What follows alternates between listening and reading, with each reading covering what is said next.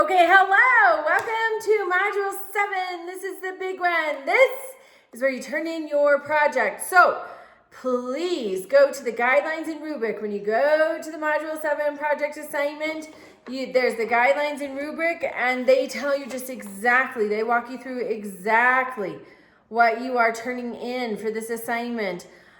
Make sure that you do not just copy and paste. Obviously, since Module 2, the assignments you've done have helped you build to this project moment, but don't just copy and paste. You've hopefully learned more as you've gone throughout your preparation in each of the modules. Reword things, make it more readable, just polish your writing. That's a skill for you as you continue on your academic journey, as you're in your professional journey. You just want to have polished writing. Sometimes I will write something and I will go back to it months later and I'm like, ugh. So hopefully we're constantly progressing. Okay, hopefully as you work on your project this week, you realize it matters who tells the story of history. We all have bias. Even the most impartial of us still have bias.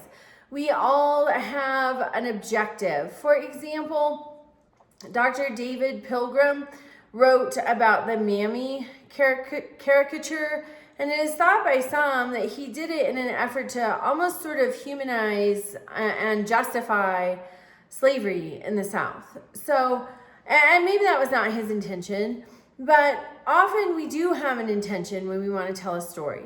Sometimes we ignore evidence that doesn't comport with our view of what happened.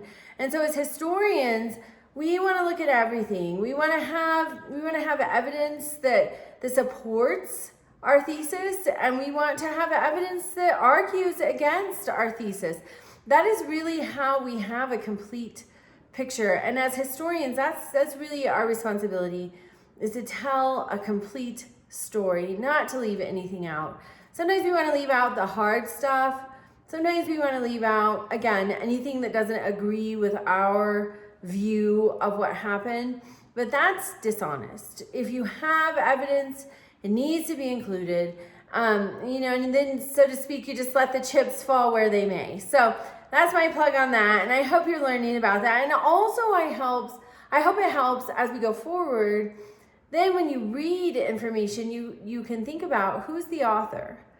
Would they have had a bias? Would they have a perspective?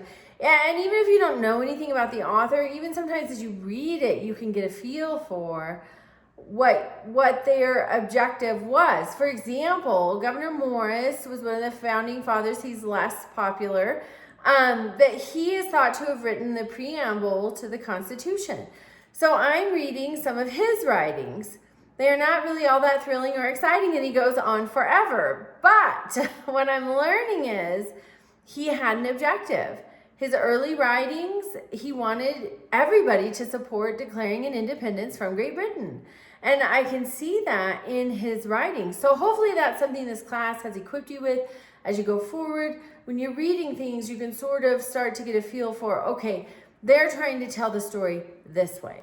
And we do that even without intending to. Just as humans, we all have our experiences, our likes, our dislikes, our beliefs, our prejudice, our bias. We all have that. And so whenever we view something, we read something, it's got to filter through.